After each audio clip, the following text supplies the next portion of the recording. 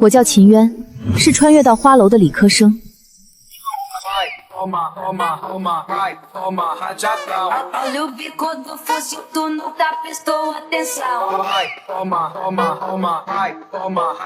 顾行舟是我的穿越老乡。这不是这个时代的我。别过来！我摇烟派。派妹游翁啼。给我擦皮鞋。小瘪三，你终于来了。我们相认后，我教他做肥皂和酒，他说赚了钱就赎我出去，结果却……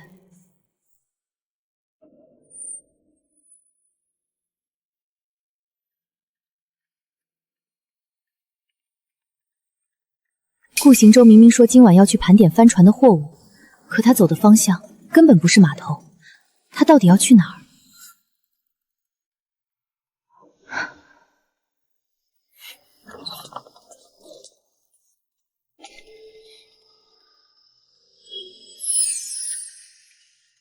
念念，这么晚了还在看账本，有怕伤了眼睛？还不是为了你的铺子。你那个肥皂和烈酒虽然好卖，但经营策略太差了。我笨吗？这不是有念念你在吗？他骗我，他根本没有去码头，他在这里养了别的女人，连赎我出青楼的500两银子都不肯出，却在这里买下一座别院。顾行舟，跟你说正经的，你得转变思路，饥饿营销懂不懂？饥饿营销，这个女人怎么会用这个词？饥饿营销，念念，这是何意？江南云州，行舟肥皂厂倒闭了，王八蛋老板吃喝嫖赌，带着小姨子跑路了。原价10两银子的肥皂，现在通通10文钱，这总明白了吧？明白了。幸好你是学商科的，不像我，只懂点肥皂和烈酒的制法，弄不明白你们商业上的弯弯绕绕。顾行舟。那些肥皂和热酒明明是我教你的，你在我面前说你是懂文不懂技术，在他面前又说自己懂技术不懂商业，你两头骗。别这么说，我们更好互补。要不是你问我那句窝腰烟派，我还以为自己孤零零的在这个朝代连个说话的人都没有。窝腰烟派，这怎么可能？这是顾行舟用来跟我接头的暗号。我怎么会让你孤零零的？我第一眼看到你就知道你和我一样，我等了好久，才等到同是穿越者的你。念念，别怕，这世上我们是彼此唯一的同乡。一模一样，这句话和2年前他找到我时说的一模一样。谁在外面？怎么了？是不是进贼了？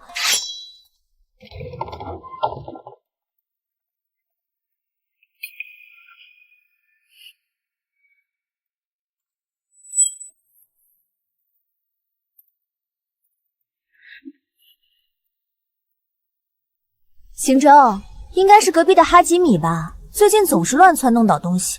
哈什么米？哈吉米啊！一看你以前就不经常冲浪。哎呀，我家住山里，没见过海。这笑话真冷。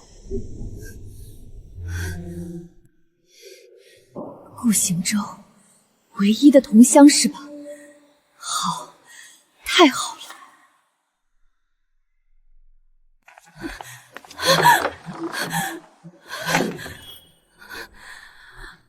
顾行舟，你究竟是个什么样的人？你对我说的那些话，到底有几句是真的？死丫头，你今天就是寻死也得给我把申客接了，给我把门撞开！别进来！你们敢进来，我就死给你们看！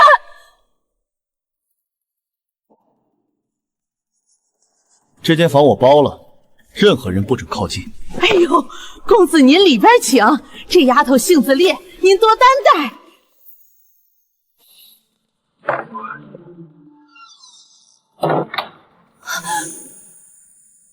别过来！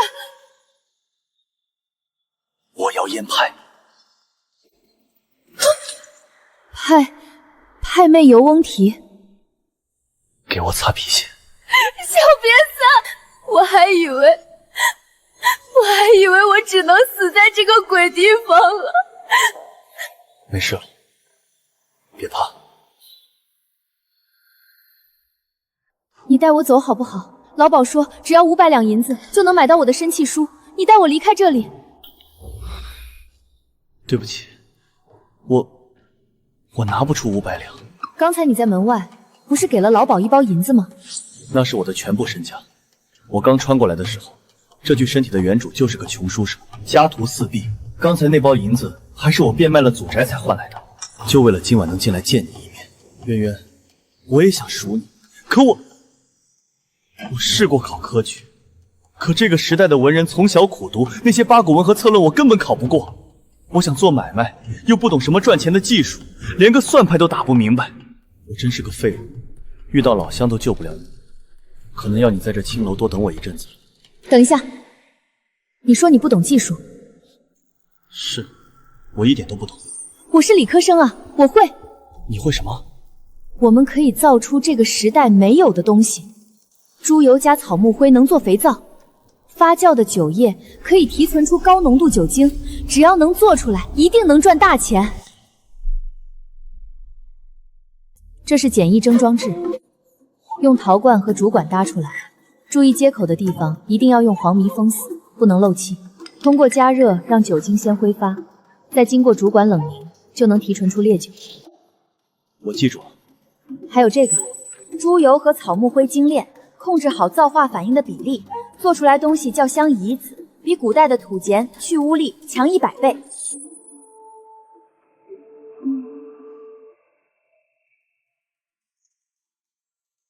行舟，这些配方你拿好，这可是我们翻身的全部筹码了。渊渊，太好了，有了这些，我一定能在这古代打出一片天。渊渊，你信我，等我挣了大钱，你立刻拿着500两来接你出去享福，我绝对不会背弃你。出去享福，绝对不背弃我。顾行舟，这2年的戏演得可真好。2年，整整700多个日夜，我在这吃人的青楼里陪笑脸，人打骂，就为了等你兑现承诺。顾行舟，我真是全天下最蠢的女人。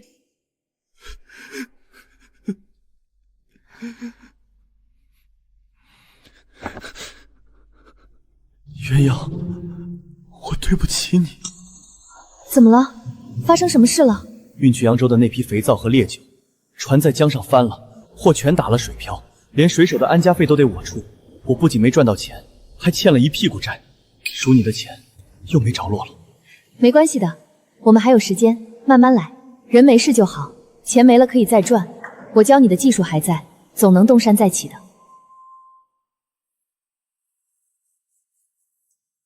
这是老鸨平时赏我的提子钱，你拿去典当了，先填补商铺的亏空。渊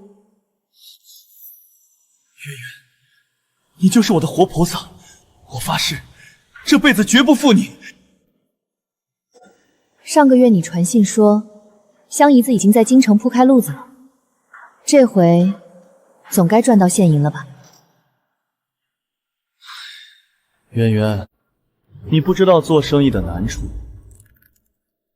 生意是起步了，可到处都要打点，赚来的银子又全都压在新进的原料上，手头实在周转不开啊。好，我懂，大局为重，我再撑撑。货船翻了，手头周转不开，全都是谎话。你哪里是手头紧？你是拿着我辛辛苦苦画出来的化学方秧赚得盆满钵满。你拿我的心血去城外买大宅子，去包养一个懂商业的人，让他做你的免费 CEO。哭没有用，我必须弄清楚，他到底是个什么东西。你那个肥皂和烈酒虽然好卖，但经营策略太差了。幸好你是学商科的，不像我，只懂点肥皂和烈酒的制法，弄不明白你们商业上的弯弯绕绕。我想做买卖，又不懂什么赚钱的技术，连个算盘都打不明白。不对劲，太不对劲了。在我面前，他说自己是文学生，对理工科的制药化学纯算一窍不通，但在苏念面前，他却信誓旦旦地说，他懂肥皂和烈酒的技术，只是不懂商业营销。除非他根本就没有现代人的专业底地，他不懂技术，也不懂商业，他更不是什么文科生，他那些现代身份全都是装出来的。那具窝腰烟派根本不是他自己的记忆，而是别人教给他的。他根本不是穿越者，他是一个土生土长的古代人。他用同一套暗号，同一种深情，在这个古代世界里，专门寻找我们这些落单的穿越女。圆圆，这半个月我到处跑关系，生意是刚起步，可到处都需要打点。运货的船又在江上出了岔子，银子全压在货上，入不敷出，只能拆东墙补西墙。行舟，我知道你辛苦，真实的古代经商肯定比咱们在现代看小说难多了。你一个人要操筹这么多事，千万别把身体累垮了。赎身的事我不急，你慢慢来。圆圆，还是你最体谅我。看着你这么累，我突然有些想咱们以前那个时代了。那时候虽然要上学考试，但至少日子简单。行舟，我记得你说你语文好，那你当年高考语文考了多少分啊？都穿越这么多年了，谁还记得这些分数？也是，那么久远的事了，不记得也正常。来，多吃点菜。那你是在哪个大学读的书呀？什么专业？普通二本，汉语言文学。他知道二本，还知道汉语言文学这个专业，听上去确实像个现代人。真巧，我学理的，但我们学校大一的选修科也有汉语言文学呢。是挺巧的。那你们当时上课用的是哪一版教材呀？是凤凰传奇主编的那一版吗？我们老师当时还极力推荐过呢。好像就是那版吧，用的挺多的。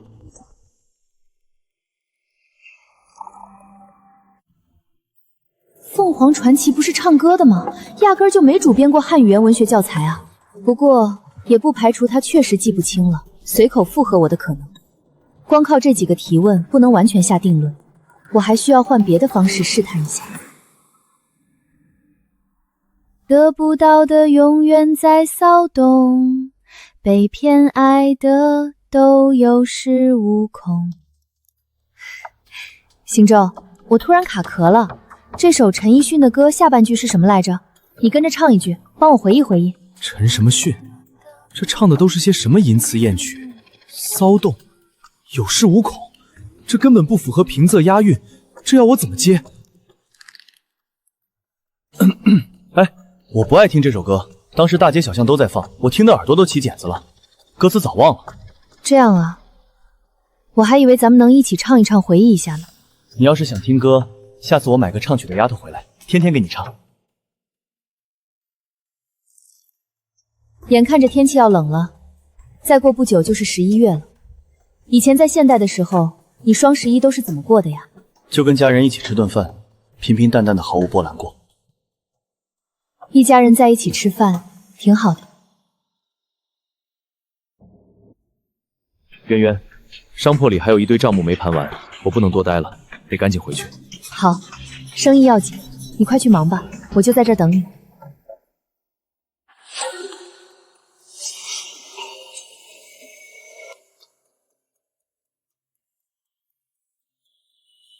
这些试探零零散散，如果单拿出来看，似乎都能勉强过得去。他的现代记忆全部停存在表面，流行语、双11的称呼、二本的常识，他都能应对。可是，但凡涉及到个人体验、具体的深层次知识结构，他全部都是忘了，太久了，记不清。一个真正的穿越者是可以忘记具体的数据和日期，但绝不会遗忘生活的质感。那些刻在骨子里的经历、习惯、偏好，是现代社会留下的烙印，根本无法抹去。双11就去吃顿饭，陈奕迅的歌词接不上，他根本没有现代生活的触觉。他刚才的那些现代词汇，全都是生硬背下来的。如果他根本不是穿越者，为什么要伪装成穿越者？又为什么要到处哄骗穿越的女子？顾行舟不是穿越者，他所有的现代知识都是从别人那里切取来的。巫妖烟派，派妹游翁啼。如果他是个古代人，那这句巫妖烟派的暗号，他究竟是从哪里听来的？他连这句暗号的下一句是什么都清清楚楚，绝对不可能凭空捏造。他在我面前伪装成不懂技术的文学生，在苏念面前又伪装成不懂商业的理科生。那些他用来博取我们信任的生僻词汇、流行语，甚至是他知道的汉语言文学这个专业名称，这些东西一定都有一个来源。在我之前，一定还有一个穿越者，一个比我更早被他找到、被他利用的人，甚至被他当成了提取暗号和词汇的工具。他用同一个暗号，一个接一个的寻找我们。理科的找我要技术，商科的找苏念要经营策略。那最初的那个文学生，现在在哪里？不能再坐以待毙了。我一个人在青楼里，就算知道了真相也无计可施。我必须去找那个苏念。渊渊，收拾好了没有？前厅的客人还等着你过去敬酒呢。妈妈，我这几天身子不爽利，头晕的厉害，想告假休息一天。整天就你破事儿多。行了行了，别出来扫客人的兴，歇着吧。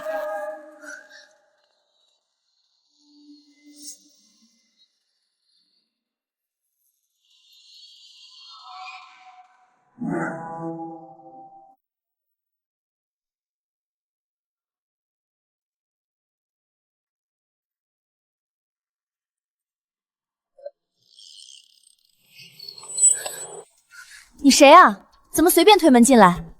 这是私宅，你找谁？巫妖烟派。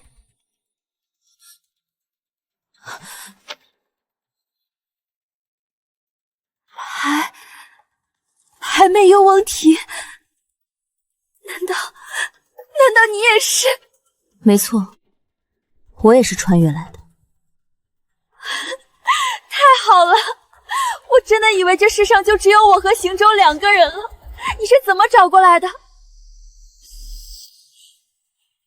而且，顾行舟当初就是用这句暗号跟我接上的。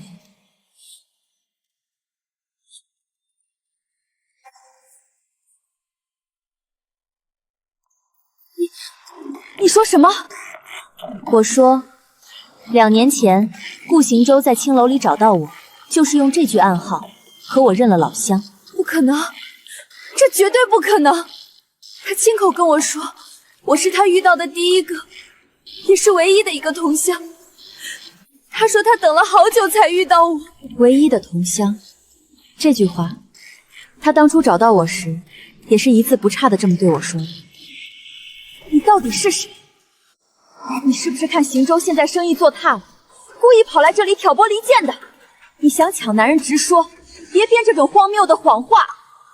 你别怕，我今天冒险从青楼跑出来找你，不是为了跟你扯头话，更不是为了抢那个满嘴谎言的男人，我是来寻求同乡帮助的。因为我怀疑顾行舟根本不是穿越者，他是一个真正的古代人。古代人？你开什么玩笑？他会做去污力极强的肥皂，会制玻璃，还会酿造高浓度的烈酒。古代人怎么可能会这些现代化工技术？你说的这些，全都是我教他的。当初顾行舟告诉我，他是学文学的，穿越来之后穷困潦倒，不懂任何赚钱的技术。我为了让他凑齐500两赎我出青楼，将我所有的理科知识倾囊相授。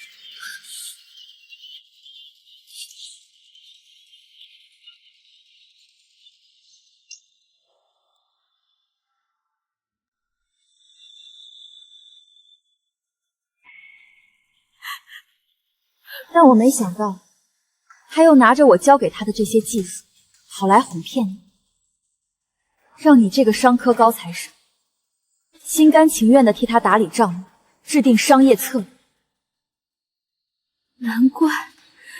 难怪他每次看账本都只看最后的盈利总数。我教他复式记账法，他听了几次就不耐烦了。他说他弄不明白商业上的弯弯绕绕，他根本不是不懂商业，他是连最基本的现代逻辑都没有，他在白嫖我们。没错，你帮他做商业规划，我帮他做产品研发。步行舟这一招可真是一本万利。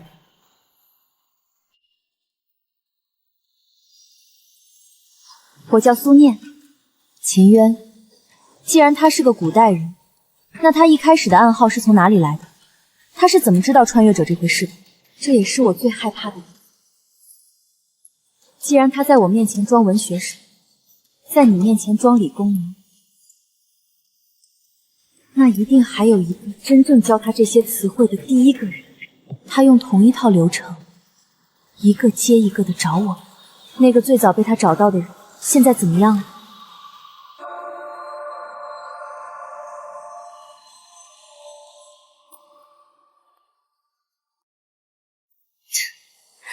从前我以为我是他在这个吃人的古代唯一的依靠，现在看来，我在他眼里就是个好用的算盘。我们不能就这么算了。他既然贪图我们带给他的现代知识，那我们就用这些知识一步步摧毁他。好，我们要把他从我们身上拿走的东西，一样一样全部拿回来。不仅要拿回来，还要让他倾家荡产。还有，我们必须找到那个教他暗号的第一个人。你身在青楼，行动不便，但在那种地方，达官贵人的酒后真言最容易打。你负责收集情报，顺便继续给他提供技术支持。你住在别院，有权出入他的住处和商铺。你负责控制他的资金，查他的账目，找到那个第一人的线索。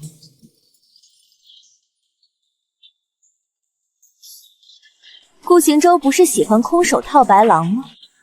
那就让他尝尝被自己最依赖的工具反噬的滋味。明面上，我们依旧做那对他百依百顺的痴情穿越女，暗地里随时互通消息，一言为定。我该回去了，出来太久会引起老鸨的怀疑，你自己在别院多加小心。放心吧，论做假账挖坑，他一个古代人还不够看。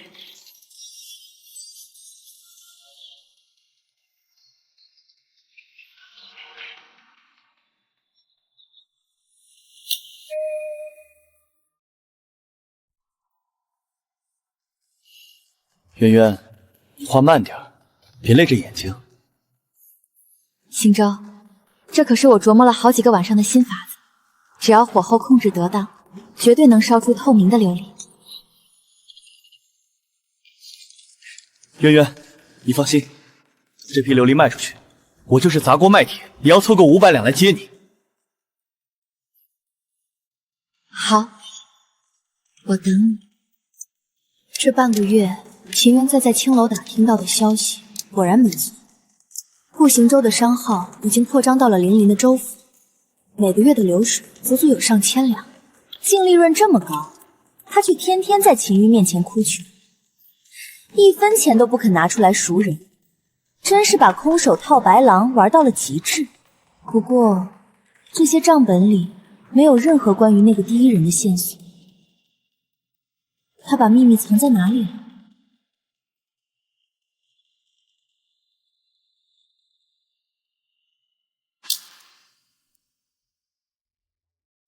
这书房我都翻遍了，连个带锁的抽屉都没有。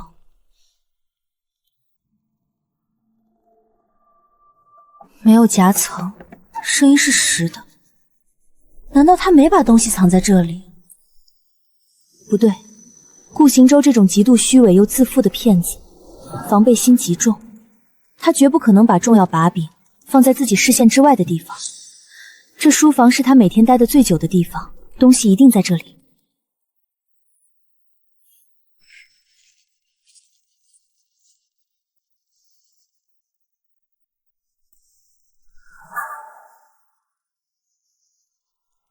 找到了！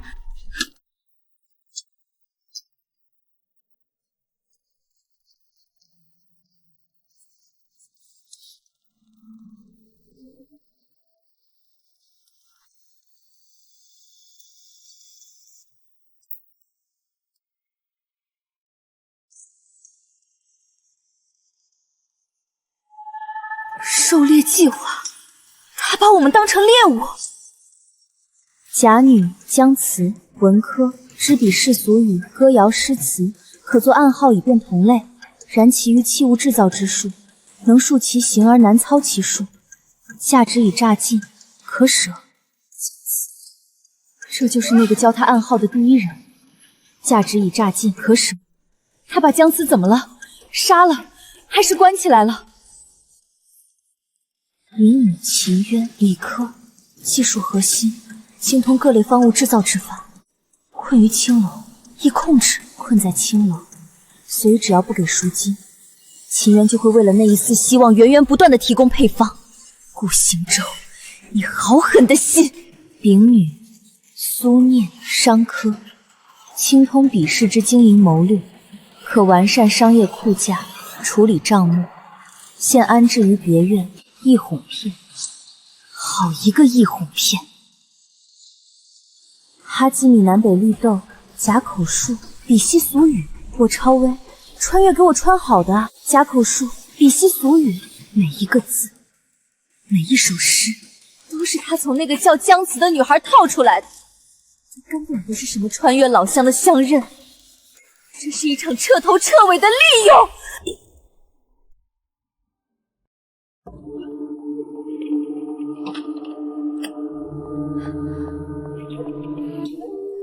老鸨今天去外面收账了，我借着采买的由头溜出来的。你托人给我传信说有大发现，找到第一人的线索了，你自己看吧。这是我在他书桌底下摸出来的暗格里找到的。原来如此，他在我面前装的深情款款，背的那些流行语，全是从姜词那套出来的。秦渊，顾行舟在册子上对姜词的结论是可舍，你说他会不会已经……念念，你人呢？怎么院门都没锁？他怎么这个时候回来了？他不是去隔壁州府跑伤了吗？念念，你在里面吗？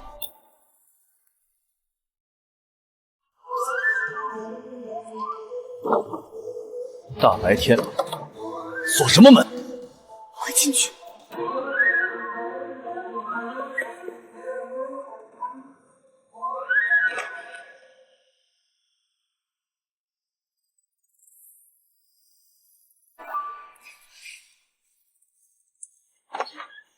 哎呀，你怎么突然回来了？不是说要去3天吗？大白天的锁门干什么？你在里面见不得人吗？你瞎说什么呢？我刚才在核对上个月的几笔烂账，算得头都大了，怕下人进来打扰，这才顺手把门拴上了。是吗？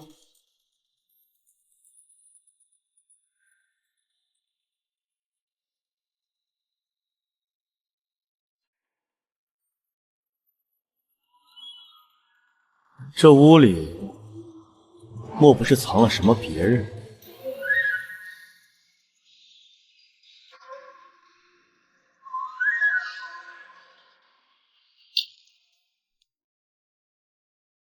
好啦，被你发现啦。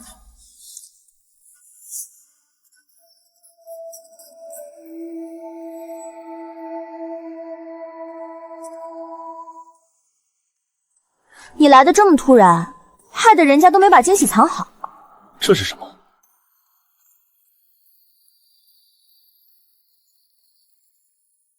这是我新画的高端酒营销图样。你不是说刚拿到新的琉璃配方吗？咱们把新酿出来的烈酒装进这种磨砂琉璃瓶里，贴上烫金的封签，咱们把定价翻3倍，不，翻5倍，而且只卖给1品以上的官员家眷。再配上一套繁琐的开瓶礼仪流程，名字我都想好了，就叫启封礼。妙啊！这帮达官贵人最讲究面子排场，这名字听着就贵气。不仅如此，咱们还要搞预定制，那些贵人要想买这酒，必须先交5成定金，咱们再安排生产。这样一来，你手里凭空就能多出一大笔周转银子。念念，你简直就是我的福星！你这脑子到底是怎么长的？行舟哥哥夸的人家都不好意思了，你刚才还怀疑人家藏了男人，怪我，是我小心眼了。我这就回铺子，立刻安排下面的人照着这图纸去办。这事要是成了，咱们下半辈子都有享不尽的荣华富贵。哼。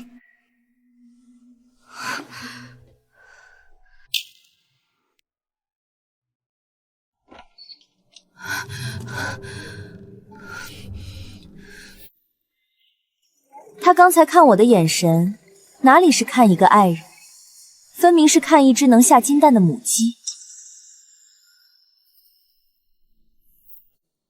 刚才要是真被他拉开柜门，我们两个今天恐怕都走不出这个院子。他对姜慈都能写出蝌蛇2个字，更何况是我们。他刚才拿走的那套预制方案，我已经给他规划好了。既然他这么迫不及待想要扩张，那我就推着他往前走。他想要技术，想要经营模式，那我们就毫无保留的全部给他。对，我们要让他用最快的速度爬到这京城商界的最高处，站得越高，才能摔得越碎。我先动手，京城那些达官废人的胃口需要新的产品来填满，我会给他最好的配方。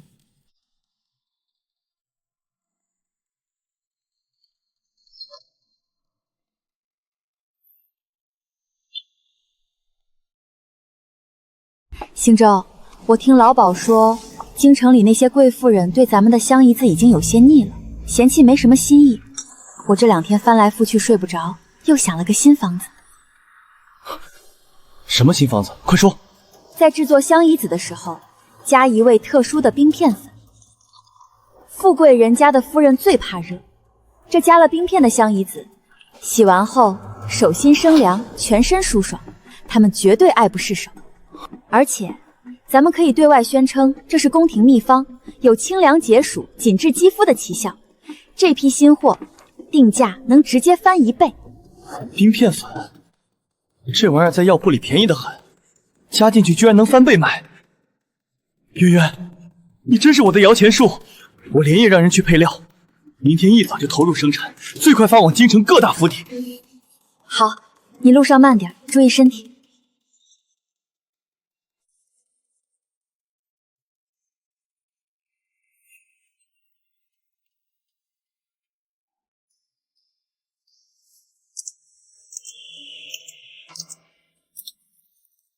念念，现在高端线的烈酒订单像雪花一样飞过来，但是作坊那边的蒸馏速度实在太慢了，这几天已经有好多管事在催货了，根本供不上。我是商科生，只负责帮你制定营销策略和管账，技术上的事我一窍不通，你得自己想办法解决产能问题。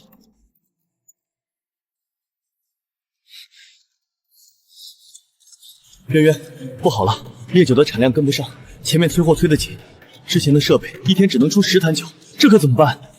别急，我早就替你算过产能了，也想好了对策。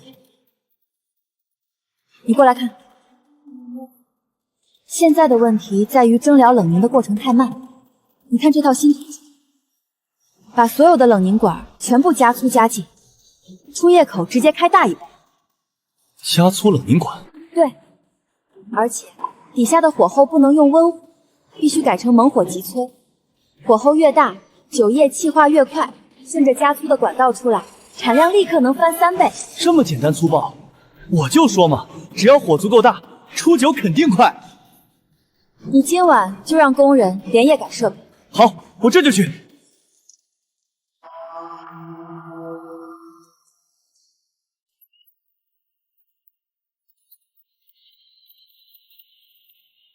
念念，这个月的流水又涨了吧？我就说，加了丁片的香姨子和加速正销出来的烈酒，绝对能卖爆京城。流水是涨了，但是利用率却在被严重拖后腿。拖后腿？这怎么可能？你仔细看看你铺子里的销售占比，一块普通姨子卖30文，一坛普通烈酒卖50文，这些平头百姓买一块姨子能用大半年。你为了伺候这些散客，耗费了作坊一半的人力和物力。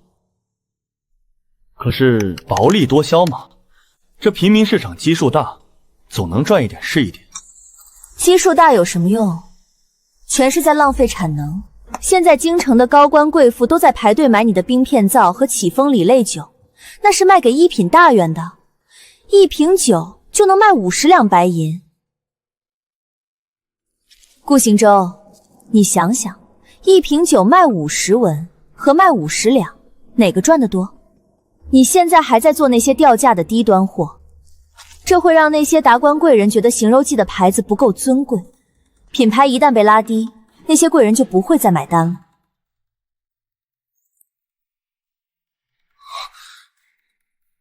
你的意思是，砍掉所有低端生产线，把作坊里所有的工人和原料全部压在高端特供线上，饥饿营销，只卖给非富即贵的客群，这才是真正的品牌升级。可是把低端线全砍了，万一高端线出点变动，咱们连个保底的进项都没了，这跨步是不是太大了？做生意哪有不承担风险的？高端客群全靠面子撑着，一旦他们认了行舟记这个牌子，利润是低端线的成百上千倍。你要是连这点商业格局都没有，那以后也别指望把分店开遍大周朝了。好，听你的，全压高端线。我这就去通知作坊，停掉所有普通货，只做特供。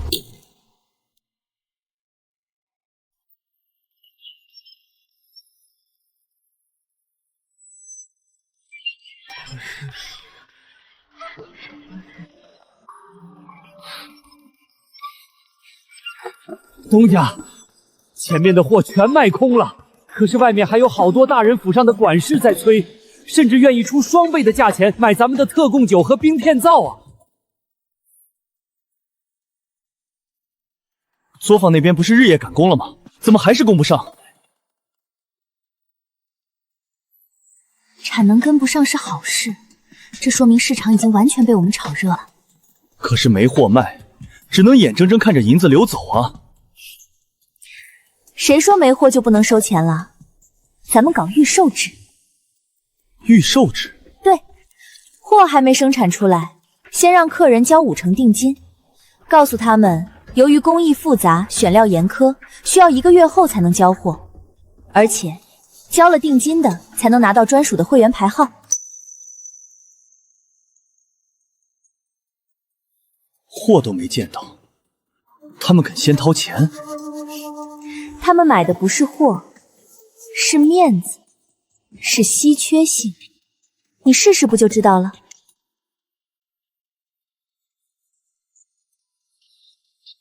50份，半天时间就收了50份定金，咱们手里凭空多出了几千两银子的活钱。怎么样？我说了，这是空手套白狼的好法子吧？念念，你真是个天才，用别人的钱扩咱们的盘子。我顾行舟简直是这大招潮前无古人的商业奇才。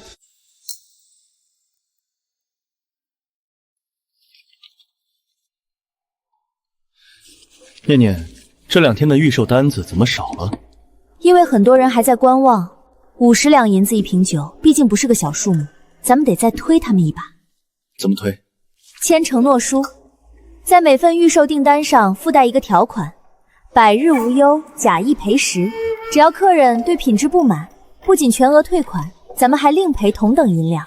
赔同等银两？这怎么行？万一他们来闹事，咱们岂不是要赔个底朝天？这太冒险了。你连自己的东西都没信心，咱们行舟记的肥皂和烈酒配方独一无二，什么时候出过岔子？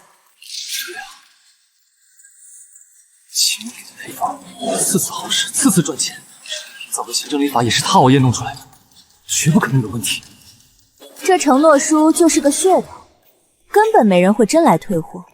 但有了这句话，那些还在观望的达官贵人就没有不掏钱的道理。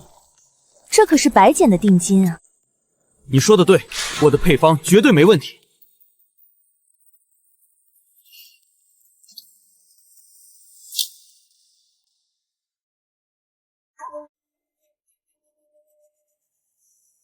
念念，你这招御兽制真是绝了！这几天又收了上千两的定金，咱们账上的现银从来没这么充裕过。现银多有什么用？全堆在库房里就是死钱。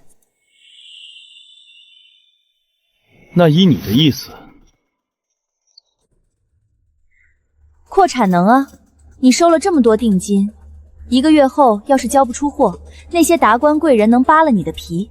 你得赶紧用这些钱去城郊买地、建新厂房，招募更多的工人，还要大量囤积猪油、草木灰和粮食等原料。可是把账上的活钱全砸进新厂房和原料里，万一铺子里需要点现银周转，拿什么顶？周转？你现在的高端线供不应求，每天都有新的定金入账，只要产品不断货，资金链就永远转得紧。你现在不扩张，等别家商后出你的配方抢占了市场，哭都来不及。对，不能让别人抢了先机。我这就去城郊看地。等等，光用账上这点定金建新厂的速度太慢了。那怎么办？去钱庄借，以你现在行舟记的流水和招牌，去借个1000两的高利贷，轻而易举。拿到钱，10天内把新厂盖起来，产能一翻倍。半个月就能把高利贷的本息全赚回来，这叫杠杆效应。借高利贷1000两，这利息太高了吧？顾行舟，成大事者不拘小节，你要是怕这点利息，就一辈子窝在这个小铺子里赚辛苦钱。有我这套商业模式，有你手里的技术，你怕什么？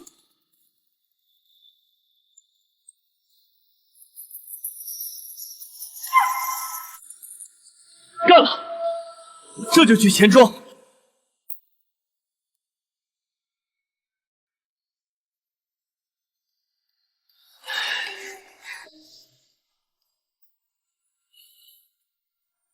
顾老板现在可是京城商界的风云人物啊！那行舟记的特供酒，我家老爷求了半个月都没买到呢。好说好说，等我城郊的新厂建好，产能上来，管够！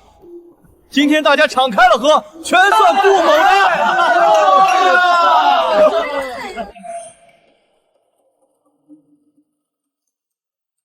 顾行舟把所有的定金和借来的1000两高利贷，全部变成了城郊还没盖完的砖瓦和堆积如山的原材料。现在整个行舟记的账面上只剩下不到500两的活钱了，几十两几十袋的往外挪，再加上顾行云平时为了充门面赏我的那些金银首饰，这半个月我已经悄无声息地转移了800两现金。顾行舟，你的资金链已经紧绷到了断裂的边缘，只等第一根稻草压下来，你的商业帝国就会瞬间崩塌。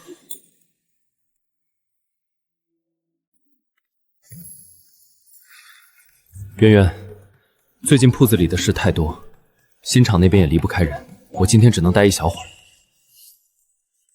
行舟，生意虽然忙，但也要注意身体。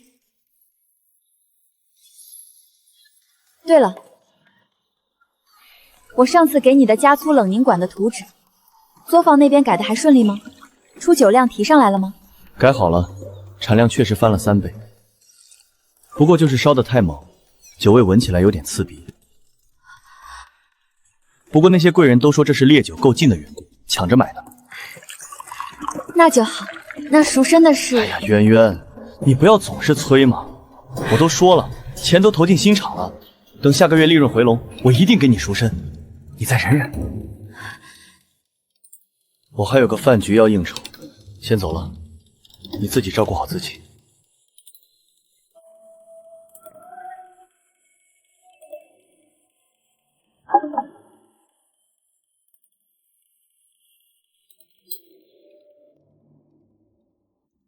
这是目前行舟记的资金盘点。顾行舟的账面上只剩下不到100两活钱，为了建新厂和囤积那些所谓的高端原料，他不仅花光了所有的预售定金，还去四海钱庄借了1000两高利贷。高利贷什么时候到期？后天。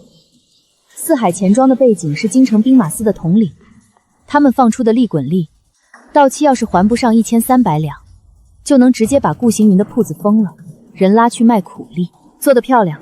我这边也差不多了，加了冰片粉的毒香胰子，半个月前就已经铺满了京城1品以上官员的女眷手里。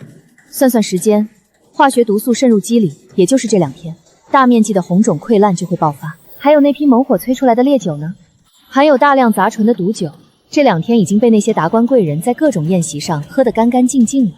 杂醇的毒性是慢性的，连喝几天，头疼、呕吐，甚至视力模糊的症状就会集中出现。高利贷到期，权贵发难，再加上那份假一赔10的承诺书，顾行舟的死局已经彻底定死了。这段时间，我一点一点做平账目，从他的铺子里挪出了800两现银，这些钱足够我们接下来在这个时代立足了。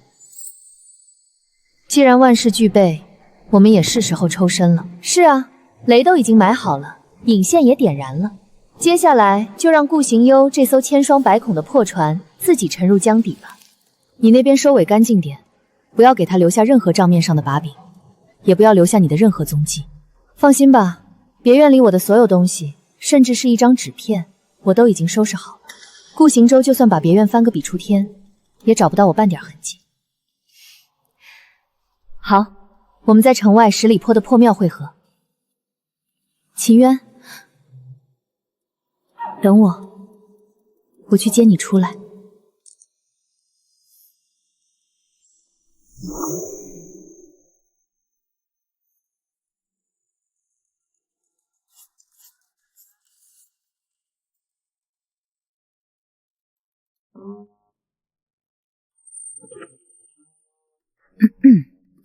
小生这厢有礼了。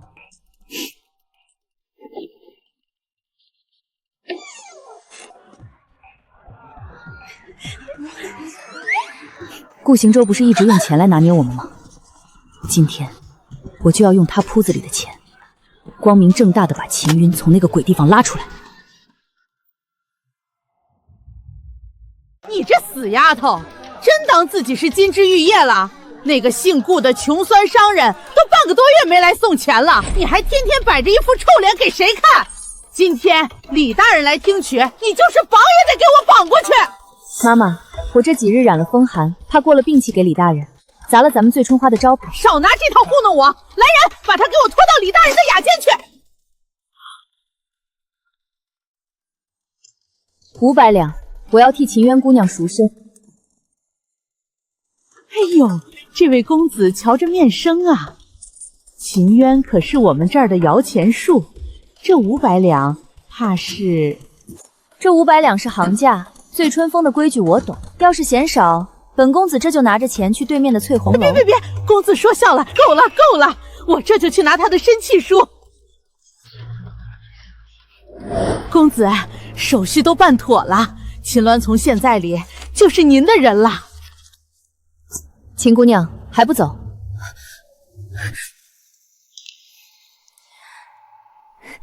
多谢公子。发什么呆呢？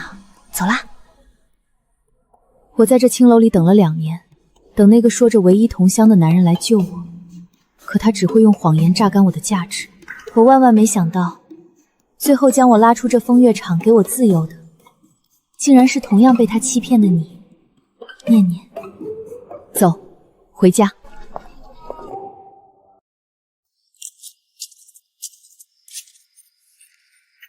属于我的东西，1分1毫我也不会留给那个吸血鬼。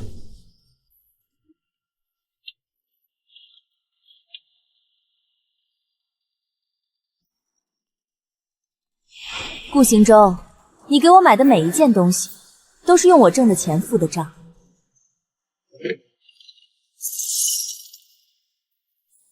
现在我把它们全部拿走，这叫物归原主。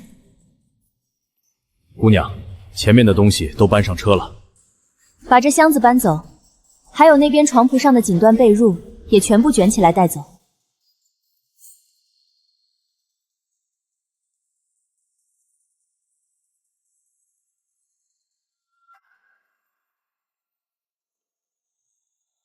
这张方桌也给我搬上马车。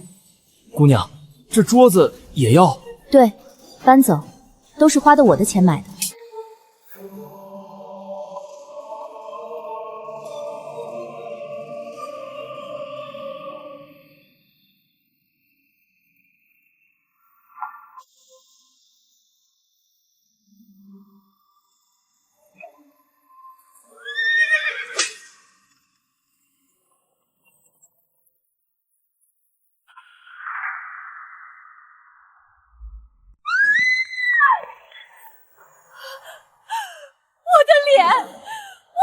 怎么会变成这样？还不快让御医来看看！夫人这脸像是接触了某种极具刺激性的毒物，导致肌理严重受损。毒物？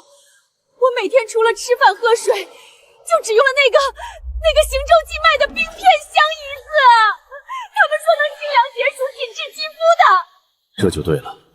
未经炮制的粗制冰片加入强节皂液中，初用时确实生凉，但连用半月，毒素深入丝里，便会引发这等红肿溃烂之病。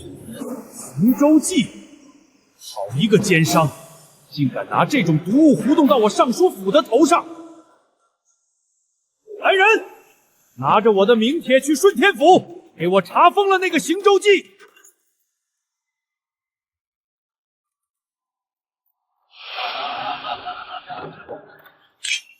诸位大人，这可是下官托了好几层关系，才从行舟记买来的启丰里特供烈酒，一瓶要50两银子呢。今日请大家共饮，侍郎大人真是大手笔。这行舟记的酒，最近在京城可是千金难求啊！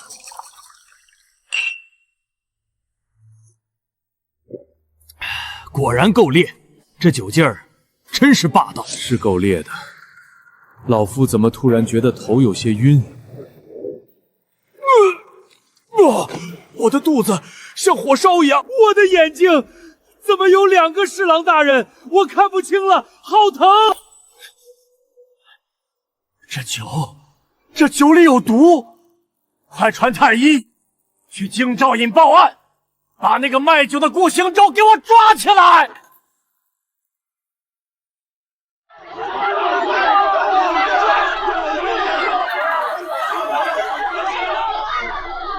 黑心肠的顾行舟，你们卖的冰片皂毁了我们尚书夫人的脸，退钱，必须退钱！我交了100两定金买你们的高端酒，现在全京城都知道你们的酒喝了会瞎眼，我不买了。按你们写的承诺书，百日无忧，假一赔10，赔钱！退钱！赔钱！假一赔10！怎么回事？到底怎么回事？月燕的配方不可能有问题。东家，现在不是配方的问题了，外面那些大人府上的家丁说是要砸了咱们的铺子，还有那些预售的定金，按这墨书假一赔10的话，咱们得赔上万两银子呀！上万两？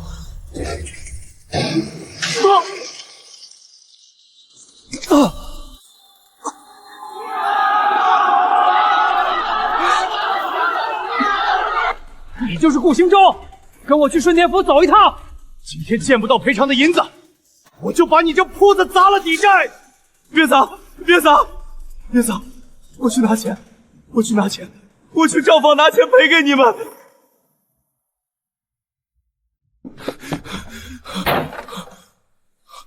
钱，念念呢？苏念去哪儿了？快去暗阁里拿银票。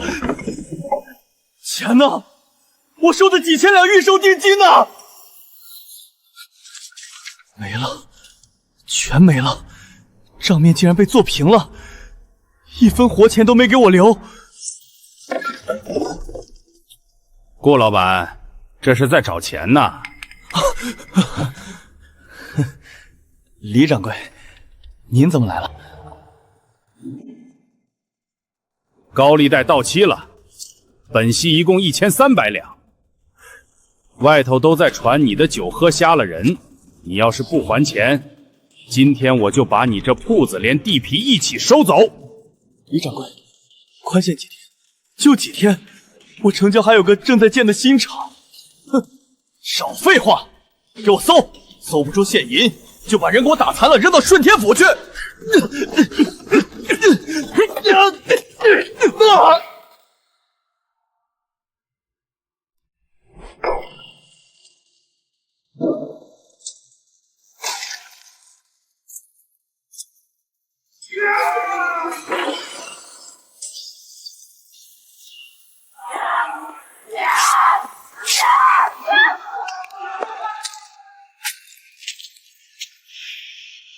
这铺子里的破铜烂铁连100两都不值，把人给我扔出去！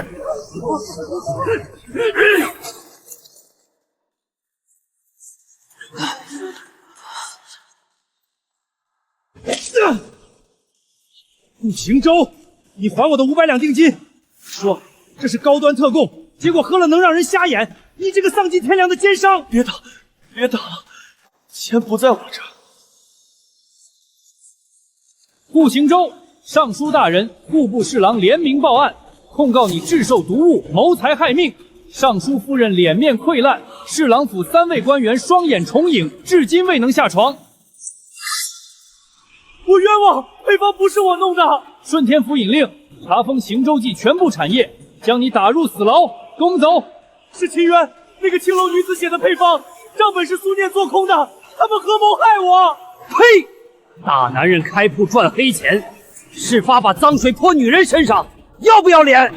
你们信我，我不懂做防盗，也不懂做账，我是被他们……还有，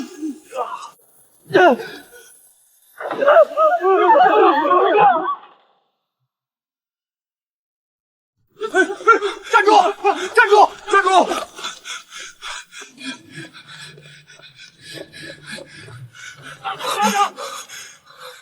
解药，秦渊一定知道怎么解毒。只要治好那些达官贵人，我就还有活路。只要治好那些达官贵人，秦渊，渊渊，你给我出来！哟，我当是谁呢？这不是咱们京城鼎鼎大名的顾大老板吗？怎么这副落水狗的打扮？秦渊呢？我要见秦渊，让他把冰片皂和烈酒的解药给我，快！顾大老板，你来晚了。渊渊姑娘啊，早在几天前就被人赎身了。被赎身了？谁拿得出500两？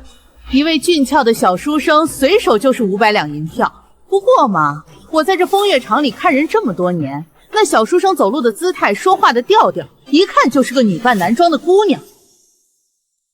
女扮男装的姑娘能拿出500两？苏念，是苏念！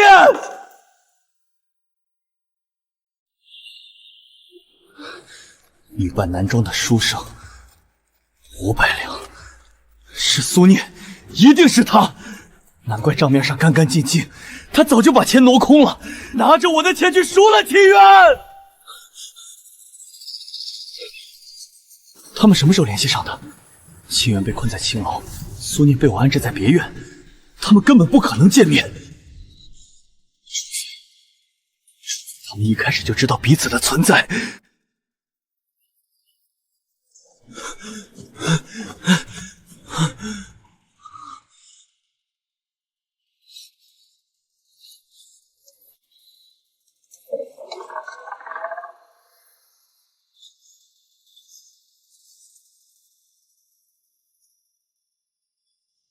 念念，苏念，你给我出来！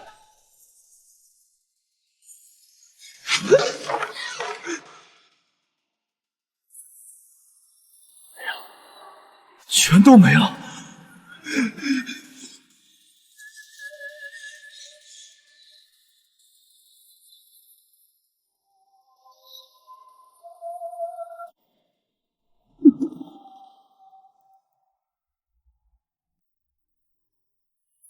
把所有的冷凝管全部加粗加紧，出液口直接开大1倍，而且底下的火候不能用温火，必须改成猛火急催，砍掉所有低端生产线，把作坊里所有的工人和原料全部压在高端特供线上，百日无忧，假一赔十。图纸、承诺书，这一切都是他们算计好的。秦渊在产品里下毒，苏念在账面上挖坑斩断我的退路，他们一唱一和，故意把那上百份催命的预售单推到我手里。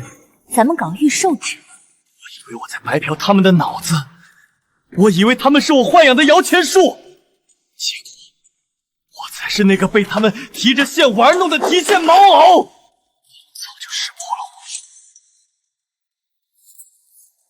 了做生意哪有不承担风险的？从一开始的冰块粉配方，到苏念怂恿我去借高利贷，每一步都在他们的算计之中。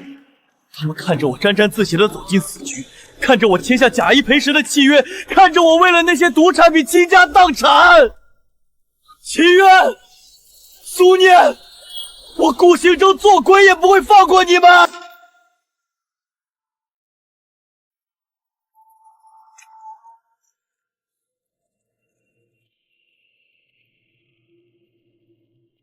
仔细搜！顺天府尹大人有令，挖地3尺也要把那个毒商找出来。回不去了，铺子没了，钱庄的人在找我，顺天府在抓我，满朝的达官贵人恨不得将我千刀万剐。不，我还没输，我还有最后一张底牌。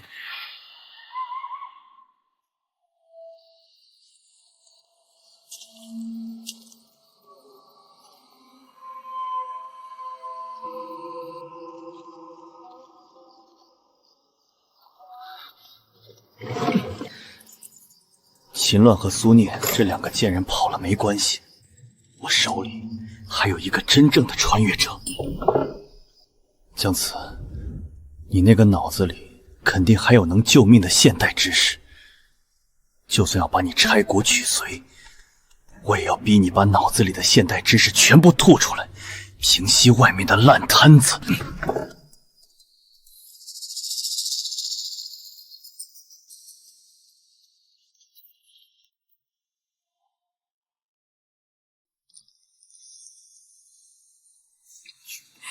算算时辰，钱庄的打手和顺天府的官差应该已经把京城翻了个底天了。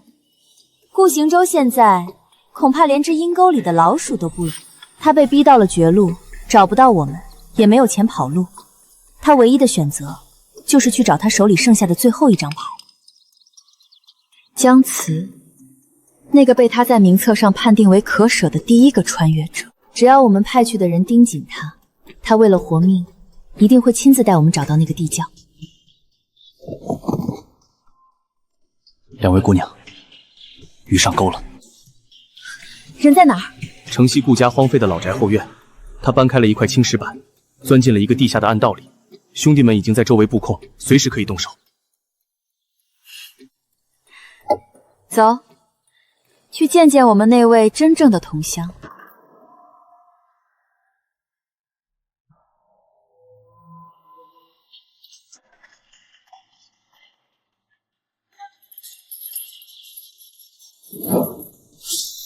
别装死了，起来！我还要什么词？我不要词，我要救命的法子！你们这些现代人不是很聪明吗？不是什么都懂吗？快告诉我，怎么解决外面的烂摊子！发生什么了？我破产了，我被秦岭和苏念那两个贱人联手做局了。他们在香姨子和烈酒里下了毒，现在满朝的达官贵人都在抓我，钱庄的人要我的命。你是个读过大学的文科生，你肯定读过很多兵法和历史，快告诉我，怎么平息那些权贵的怒火？怎么应付钱庄的高利贷？说！你笑什么？你疯了吗？快说！不说我现在就掐死你！报应，顾行舟，这是报应。你找死！你一个古代的骗子，也配窃取我们现代人的智慧？你以为偷几个词儿，背几句诗，就能当穿越者了？你玩不明白的，你就算把我关起来，你这个脑子也永远玩不明白现代的规则。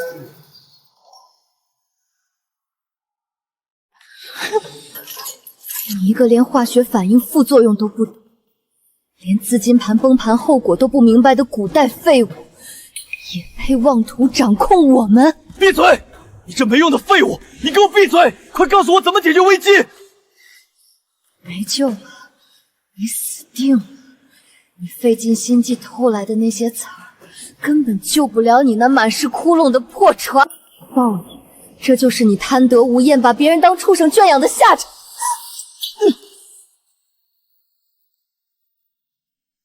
贱人，你敢打我！既然没有用了，那你就给我去死吧！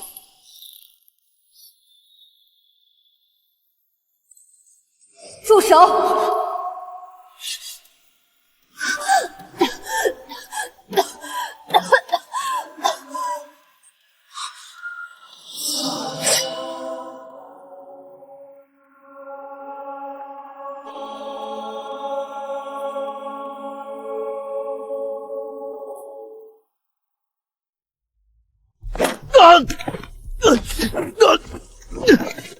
是你们？你们怎么会在这里？你们怎么知道这个地方的？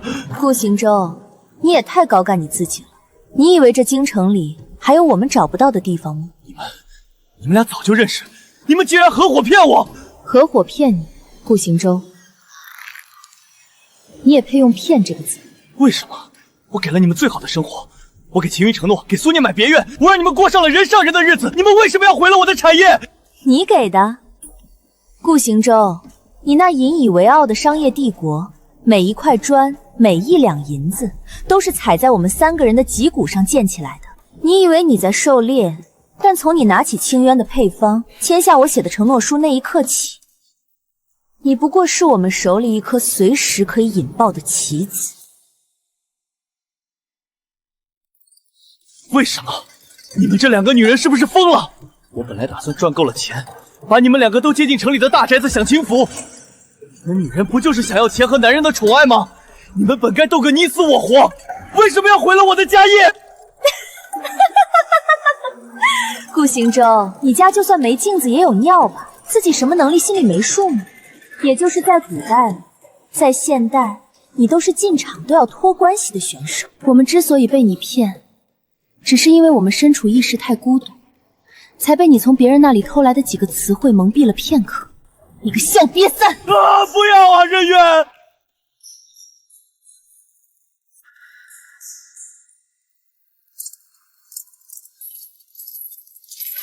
对不起，我们来晚了，别害怕，我们是来救你的。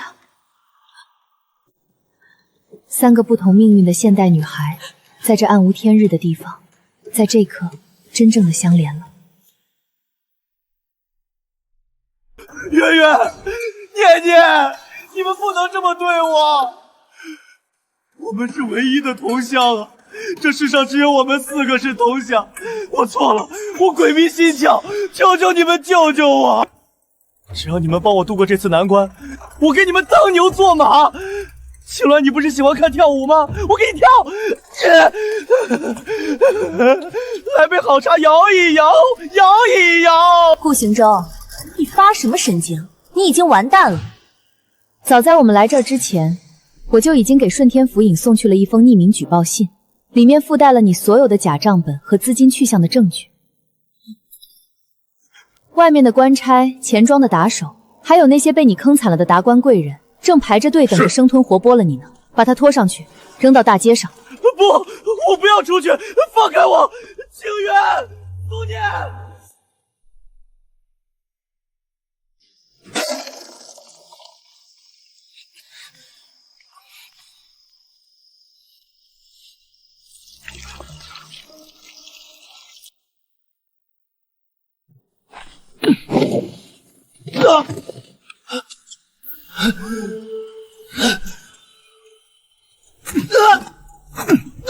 放开我！顺天府拿人，毒伤顾行舟，以图财害命，罪大恶极，今日便是你的死期！你这没良心的畜生，还我们老爷的眼睛！我的脊骨！打死他！打死这个丧尽天良的奸商！打死他！完了，全完了！我费尽心机算计了一切，最终什么都没得到。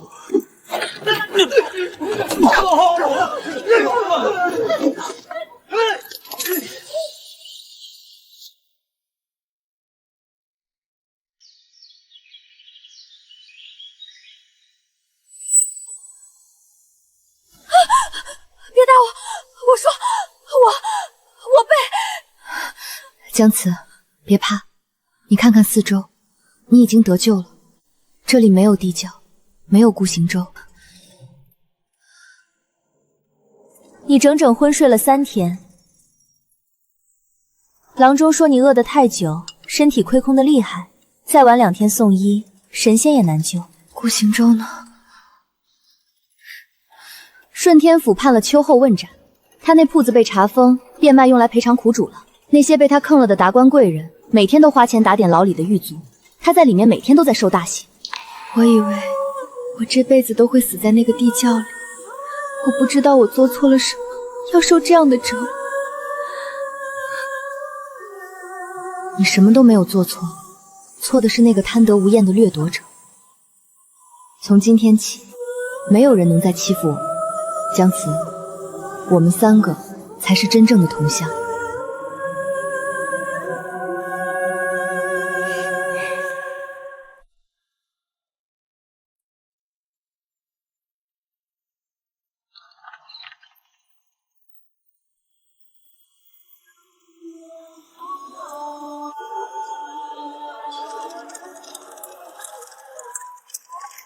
把这批新到的账目入库。另外通知城外的工厂，下个月的分红直接打入商号的公账。诸位夫人，这是我们商号最新研制的桃花皂，配方绝对温和，经过反复提纯去碱，绝不会伤及肌理分毫。文字不是用来做暗号的，而是用来建立一个品牌最核心的灵魂。